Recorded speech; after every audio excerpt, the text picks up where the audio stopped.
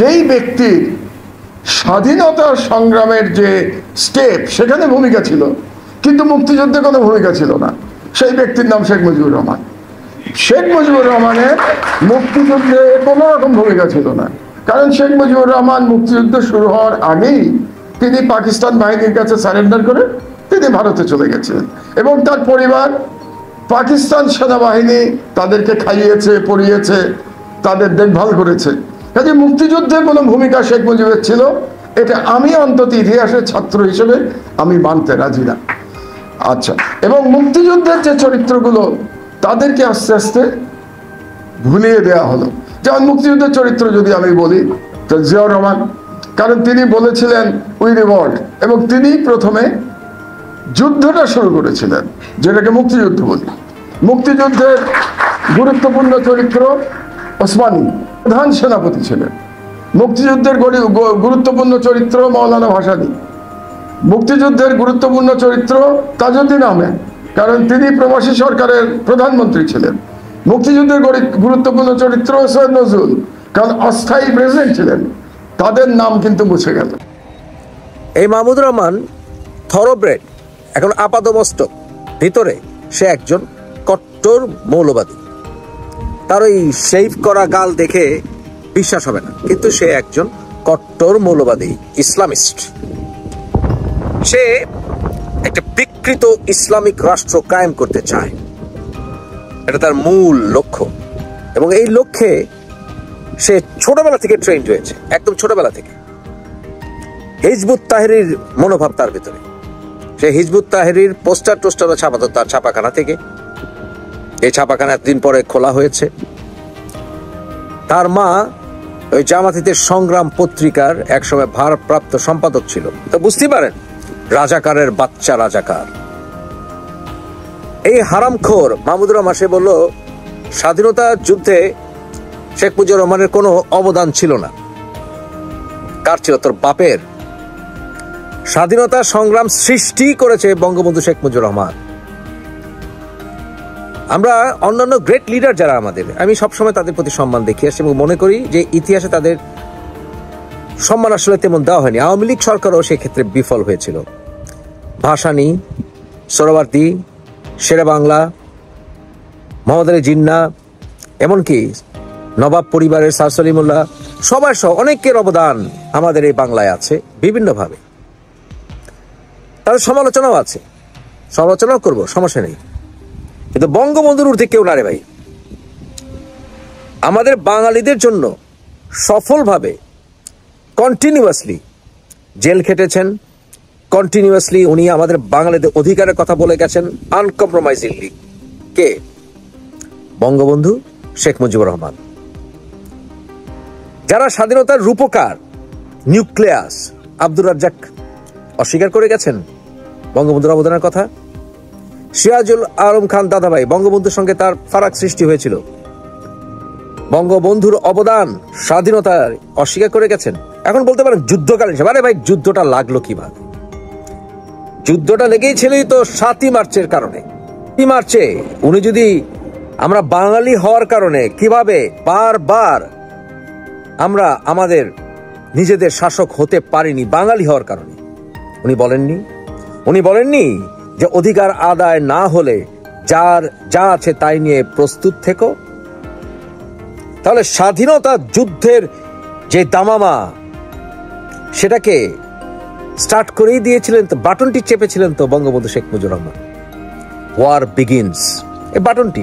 এমনকি আসম আব্দুর রব ওনার সাক্ষাৎকারে উনি বলেছিলেন যে বঙ্গবন্ধু বলে গিয়েছিলেন যদি দাবি আদায় না হয় স্বাধীনতা।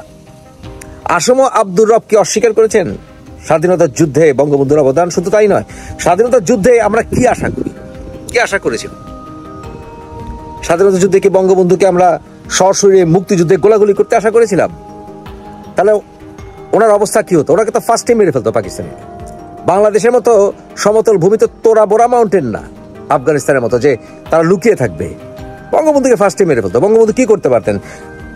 বর্ডার দিয়ে পার হয়ে যেতে পারতেন বাংলাদেশ থেকে, তৎকালীন পূর্ব পাকিস্তান থেকে? না, ওনাকে চারিদিক থেকে ঘেরাও করে রেখেছিল গোয়েন্দা সংস্থা, সেটা ওই আগরতলা ষড়যন্ত্রের সময় থেকে। উনি দেশ থেকে যেতে পারতেন? মোটেই না। এবং উনি যেহেতু বাঙালিদের লিডার ছিলেন, ওনার পরিবারদেরকে আন্তর্জাতিক আইন বিভিন্ন কারণে মেরে ফেলতে পারতো না। শেখ হাসিনা এবং তার পরিবারকে চাইলেই পাকিস্তানি সরকার মেরে ফেলতে পারতো না। পারতো না। বঙ্গবন্ধু শেখ মুজিবুর রহমান সৃষ্টি করেছেন তাজউদ্দিনকে, সৃষ্টি করেছেন সৈয়দ নজরুল ইসলামকে, সৃষ্টি করেছেন এমএজি ওসমানীকে, সৃষ্টি করেছেন জিয়াউর রহমানকে। কারণ কি? কারণ তারা সবাই, যেমন জিয়াউর রহমানের অবদান অনস্বীকার্য মুক্তিযুদ্ধের সময়। উনি যে মার্চে যেই বক্তব্য রেখেছিলেন রেডিওতে on behalf of Sheikh Mujibur Rahman, উনি অনুপ্রাণিত হয়েছিলেন শেখ মুজিবুর রহমান দ্বারা বাঙালিদের অধিকারের জন্য ঘোষণা করেছিলেন। Yes, salute. তাজউদ্দিন, সৈয়দ নজরুল ইসলাম যখন বঙ্গবন্ধু এয়ারপোর্টে ফিরে এলেন, ওনাকে মধ্যমণি করে জড়িয়ে ধরে চোখের পানি ফেলেছিলেন। ফেলেননি? ফেলেছিলেন। বঙ্গবন্ধুর অ্যাডমিনিস্ট্রেটিভ হিসাবে সমালোচনা করতে পারেন ৭২-এর পরে, অসুবিধা নাই। মুক্তিযুদ্ধ পর্যন্ত, মুক্তিযুদ্ধটা হয়েছিল বঙ্গবন্ধুর জন্য। বঙ্গবন্ধু ছাড়া কে বার্গেনিং করতো আমাদের জন্য? ভাসানীর পক্ষে কেউ ছিল না রে ভাই, সরি, ভাসানী গ্রেট লিডার। এবং কি বঙ্গবন্ধু শেখ মুজিবুর রহমান তাকে সেই যোগ্য মর্যাদাটা শেষ পর্যন্ত দিয়েছিলেন, পায়ে ধরে পর্যন্ত সালাম করেছিলেন। কিন্তু এই লোকটি না মাওবাদী ছিল, না চাইনিজ, না ইসলামিক, কি যে ছিল এটা আল্লাহ রাব্বুল আলামিন জানে। সোহরাওয়ার্দী তো আমাদের বাঙালির কথা সেইভাবে বলেননি, বলেছেন বঙ্গোধিকারের কথা বলেছে, কিন্তু বাঙালি কথা বলতে উনি একটা স্বাধীন সার্বভৌম বাংলাদেশের জন্মের কথা বলেননি সোহরাওয়ার্দী। আই লাভ হিম এ লট, আমি অনেক ভালোবাসি সোহরাওয়ার্দীকে। শেরে বাংলাও একই কথা। মহোদয় জিন্নাহ তো প্রশ্ন উঠে না। মহোদয় জিন্নাহ আমাদের এই ম্যাপের সৃষ্টির ক্ষেত্রে, পাকিস্তান সৃষ্টির ক্ষেত্রে ওনার ভূমিকা অনস্বীকার্য, কিন্তু বাঙালির অধিকারের কথা তো মহোদয় জিন্নাহ বলেননি। উনি মাল্টি কালচারাল পাকিস্তান চেয়েছিলেন, মাল্টি রিলিজিয়াস পাকিস্তান চেয়েছিলেন, যেখানে মুসলিমরা মেজরিটি হবে। নওয়াজ সলিমুল্লাহ এখানকার মুসলমানদের অধিকারের কথা বলেছেন, বাঙালিদের অধিকারের কথা উনি সেভাবে ভাবেননি। উনি ইসলামিক বিষয়টাকে প্রায়োরিটি দিয়েছিলেন, যে বাঙালি মুসলমান, কিন্তু আমরা বাঙালি এবং সবাই আমরা এক।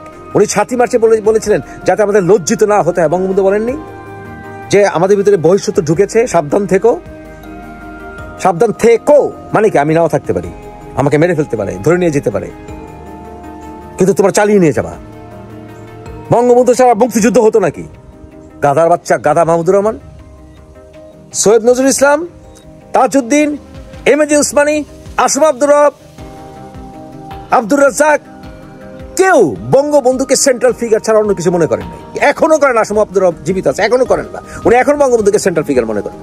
আপনি কি আশা করবেন? কি এখন যদি স্বাধীনতা না হতো, তাহলে সমস্ত দোষও বঙ্গবন্ধুর কাঁধে পড়তো। স্বাধীনতার যুদ্ধ কেন হলো, এই দোষটা পড়তো না বঙ্গবন্ধুর কাঁধে? বঙ্গবন্ধুর কাঁধে নাম্বার 1 পড়তো, স্বাধীনতার যুদ্ধ কেন হলো, তোরা বাঙালিরা কেন যুদ্ধ করেছিলি, বঙ্গবন্ধুর কাঁধে পড়তো। সুতরাং বঙ্গবন্ধুর কাঁধে যেহেতু সমস্ত দোষ পড়তো, যদি স্বাধীন না হতো, যেহেতু স্বাধীন হয়েছে, সমস্ত গৌরবের সেন্ট্রাল ফিগার বঙ্গবন্ধু শেখ মুজিবুর রহমান। মুক্তিযুদ্ধে মানুষ সংগ্রাম করেছে, ছাত্রলীগ সংগ্রাম করেছে, সাধারণ জনগণ ঝাঁপিয়ে পড়েছে, সবাই বঙ্গবন্ধুর জন্য। জয় বাংলা তখন সেন্ট্রাল একটা আমাদের স্লোগান হয়ে গেছে। বঙ্গবন্ধুর স্বাধীনতায় অবদান, আরে বেটা স্বাধীনতার সংগ্রাম, স্বাধীনতার যুদ্ধটা হয়েছেই বঙ্গবন্ধুর কারণে, বঙ্গবন্ধুর নেতৃত্বের সফলতার কারণে। হারামখোর, ৭ই মার্চে বসে আবার শোন, রাজাকারের বাচ্চা রাজাকার। বাঙালিদের জন্য সবচেয়ে বেশি সময় জেল খেটেছেন বাঙালি হওয়ার কারণে বঙ্গবন্ধু শেখ মুজিবুর রহমান।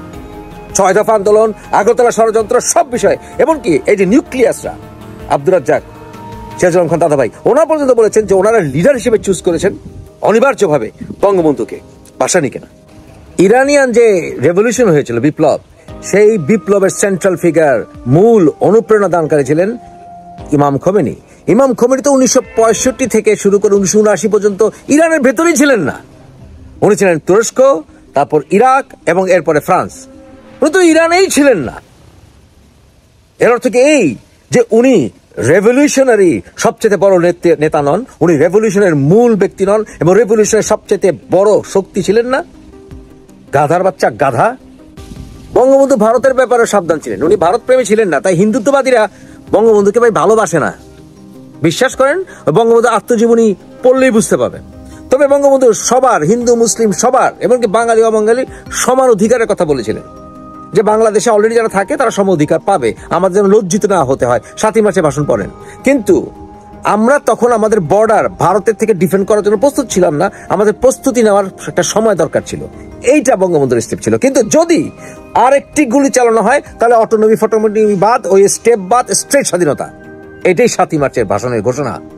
আমাদের ভাষা আন্দোলন, আমাদের দেশ বিভাজন, আমাদের বঙ্গভঙ্গ মুভমেন্ট সবকিছু পর্যায়ক্রমে ফাইনাল ফলপ্রসূত পেয়েছে 1971 সাল, এবং সেটা বঙ্গবন্ধু 1971 সাল 7ই মার্চের ভাষণেই উনি নির্দেশনা দিয়ে গিয়েছিলেন যে ওরা যদি দাবি দাওয়া না মেনে নেয় তাহলে অটোনমি ইভেন্চুয়ালি স্বাধীনতা, কিন্তু যদি না মানে স্ট্রেট ফরওয়ার্ড স্বাধীনতা। এটা আমার কথা না ভাই, আসম আব্দুর রবের ইন্টারভিউ নেন আবার, এবং পুরনো ইন্টারভিউ খুঁজেন, পেয়ে যাবেন। 33টি পরিবার আর বর্তমানে 2, এই 35টি পরিবার আমাদেরকে 2000 বছর শাসন করেছে। কিন্তু আমরা বাঙালিরা কি কখনো বাঙালিদের দ্বারা শাসিত হয়েছি এই গত 1971 সালে যুদ্ধের পর ছাড়া?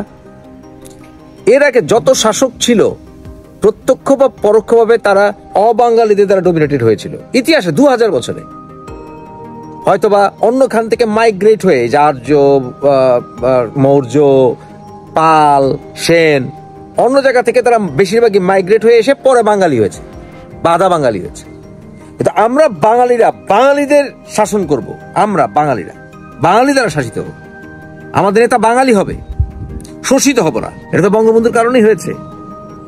ভাসানী তো ওই 70 নির্বাচনের পক্ষেই ছিলেন না, উনি জানেনই না নির্বাচনে বাঙালিরা কি চায় বা ওনার পক্ষে কতজন সাপোর্ট, সেটা তো প্রমাণও নাই। আওয়ামী লীগকে নিরঙ্কুশ ভোট দিয়ে বাঙালিরা তো প্রমাণ করেছে আমরা শেখ মুজিবুর রহমানকে আমাদের নেতা হিসেবে চেয়েছিলাম। ভাসানী তো লাহোরেও ওই রেফারেন্ডামের জন্য দৌড়াদৌড়ি করছিলেন, তখন আমাদের বাঙালির অধিকারের কথা বলেছেন, কিন্তু অর্গানাইজড ওয়েতে লিবারেশনের দিকে এগিয়ে গেছেন। নৈতিকভাবে এবং আইনত বাধ্য করা হয়েছে আমাদের যুদ্ধের জন্য, সেটা বঙ্গবন্ধুর কারণেই রে বাপ, বঙ্গবন্ধুর কারণে। কারণ বঙ্গবন্ধু দেখেছেন যে উনি নির্বাচনে গেছেন, অধিকার পায়নি। এমনকি উনি চেয়েছিলেন প্রথমে অটোনমি নেই, এরপরে স্বাধীনতা, স্টেপ বাই স্টেপ। বঙ্গবন্ধু না থাকলে আবার স্বাধীনতা চিন্তা। যখন বঙ্গবন্ধু বলেছিলেন আর একটা গুলি যদি চলে তাহলে রক্ত যখন দিয়েছি রক্ত আরো দেব, এটাতে তখনই ঘোষণা হয়ে গেছিল যে একটা গুলি চলুক না, অটোনমির স্টেপের জন্য আমরা আটকে থাকবো না। কারণ বঙ্গবন্ধু টার্গেট ছিল স্টেপ বাই স্টেপ, অন্যথায় যে রক্তপাত বেশি হবে, রক্তপাত ঠেকানোর জন্য উনি স্টেপ বাই স্টেপ যেতে চেয়েছিলেন, এবং আন্তর্জাতিক আইন সেটাই বলে। স্কটল্যান্ডে দেখছেন না, ইন্ডিপেন্ডেন্স জন্য ওরা রেফারেন্ডাম বিভিন্ন পন্থা দিয়ে যাচ্ছে। কিন্তু বঙ্গবন্ধু যখন এই ভাষণ দেওয়ার পরে ওরা আবার ওই মার্চের কালো রাতে গুলি চালালো, ওই গুলির সাথে সাথেই ওই যে বঙ্গবন্ধু বলেছিলেন আর মুখ দেখাতে কি হবে না, সেইটা স্বাধীনতা ঘোষণা হয়ে গেছে। একটা গুলি, ওই মার্চের রাতের গুলি, একটি গুলি, প্রথম গুলিতেই বঙ্গবন্ধুর 7ই মার্চের স্বাধীনতা ঘোষণা হয়ে গেছে। আমাদের এই 1971 সালে সবচেয়ে নাম্বার 1 প্রায়োরিটি পেয়েছে বাঙালিত্ব, ইসলামিত্ব না, বাঙালিত্ব। কারণ বাঙালি হওয়ার কারণে আমরা অত্যাচারিত হচ্ছিলাম। আর ওই পশ্চিমবঙ্গে তাকান না, রাস্তায় যখন বেরোবেন আপনি কি এই বেটার সঙ্গে প্রথম বাংলায় কথা বলবেন না হিন্দিতে কথা বলবেন, চিন্তা করতে হয়। আর ওরা ধর্মকে প্রায়োরিটি দিয়েছিল, আমাদের সঙ্গে আসেনি 47 সালে, ওরা ধর্মকে প্রায়োরিটি দিয়েছিল, আমাদেরকে বিশ্বাস করেনি, বাঙালি হয়েও বিশ্বাস করেনি। ওরা হিন্দু ধর্মকে প্রায়োরিটি দিয়েছিল ওদের নেতারা, আমরা প্রায়োরিটি দিয়েছিলাম ইসলাম এবং বাঙালিকে। সত্য, কিন্তু এটাও বলেছিলাম আমাদের নেতা ডক্টর বোস, আমাদের নেতা সোহরাওয়ার্দী, এমনকি জিন্নাও চেয়েছিলেন একটা গ্রেটার বাংলা হবে যেখানে সবাই সম অধিকার পাবে, কিন্তু মুসলিমরা অভয়ারণ্য সৃষ্টি করবে। তো 1971 সালে এসে আমাদের ধর্মীয় পরিচয়ের চাইতেও বাঙালি পরিচয় অগ্রাধিকার পেয়েছে, যেটা পশ্চিমবঙ্গের বাঙালিরা এখনো দিতে পারেননি বলে রাস্তায় বেরোলে আমি কি এই বেটার লাগে বাংলায় কথা কমো না হিন্দিতে কথা কমো চিন্তা করতে হয়। আর ওখানকার মৌলবাদীরা এনায়া মেনায়া সেনায়া যেমনি হোক ভারতের সঙ্গে থাকাকে অগ্রাধিকার দেয়, কারণ তারা হিন্দু, এটাই সত্য।